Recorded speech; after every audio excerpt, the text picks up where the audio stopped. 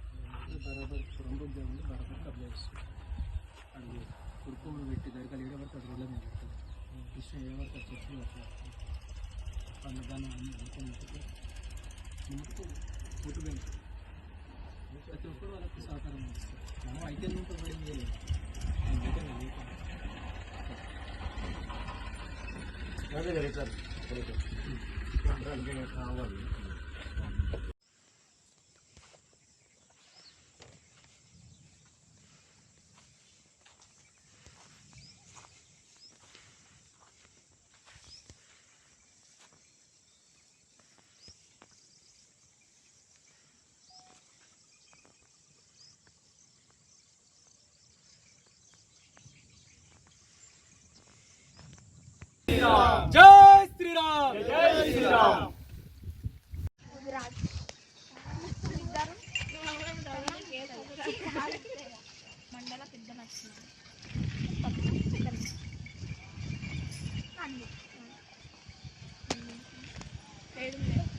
जय गोमाता, जय गोमाता, जय गोमाता, जय गोमाता, जय गोमाता, जय गोमाता. गौ की रक्षा कौन करेगा, कौन करेगा? हम करेगा, हम करेगा. गौ की रक्षा कौन करेगा, कौन करेगा? हम करेगा, हम करेगा. गौ की रक्षा कौन करेगा, कौन करेगा? हम करेगा, हम करेगा. जय श्री राम, जय श्री राम.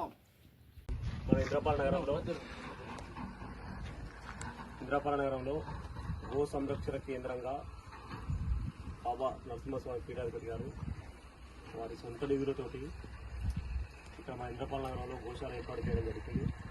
దానికి ఈరోజు మన ఉమ్మడి నల్గొండ జిల్లా నుంచి బజరంగ్ దళ్ మిత్రులు మన ఊరికి రావడం సంతోషం.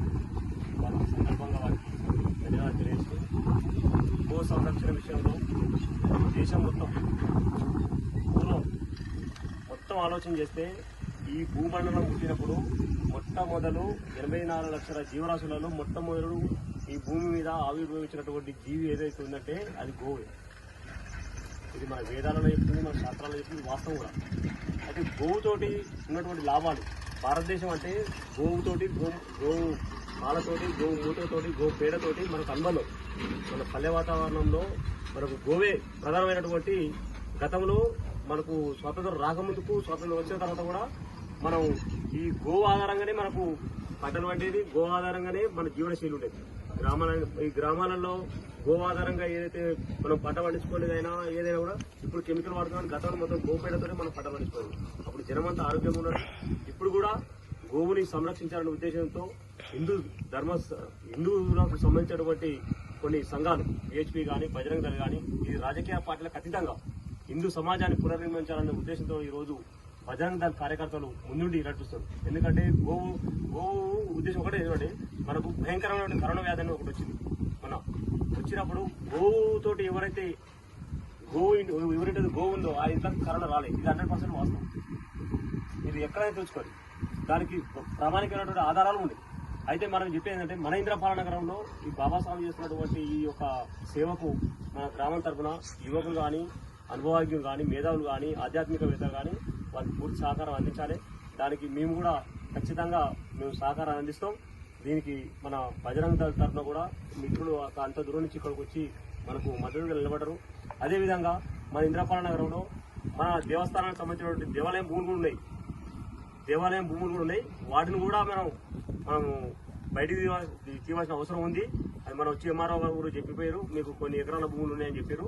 అవి కూడా గవర్నమెంట్ పరిధిలో గవర్నమెంట్ తోటే మనం అద్దులు నిర్ణయించుకొని ఆ భూమి ద్వారా కూడా గో సంరక్షణ చేస్తున్నాం, గుళ్ళు కూడా సంరక్షణ చేస్తున్నాం.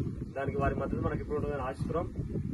అదేవిధంగా బాబా గారికి మాత్రం మా అందరి తరఫున కృతజ్ఞత తెలియజేస్తూ మా అవసరం ఎప్పుడున్నా కూడా మీకు 24 గంటలు 24 అవర్స్ మీకు అందుబాటులో ఉంటామని తెలియజేస్తూ ఈ గోశాలను సందర్శించడానికి వచ్చినటువంటి బజరంగ దళ్ మిత్రులకు, ఊళ్ళో ఉన్నటువంటి యువకులకు, ఆధ్యాత్మిక గురువులకు అందరికీ ఈ సందర్భంగా ధన్యవాదాలు తెలియజేస్తూ మేము అందరం మీ ఎల్లవేళ మీకు అందుబాటులో ఉంటామని తెలియజేస్తున్నాం.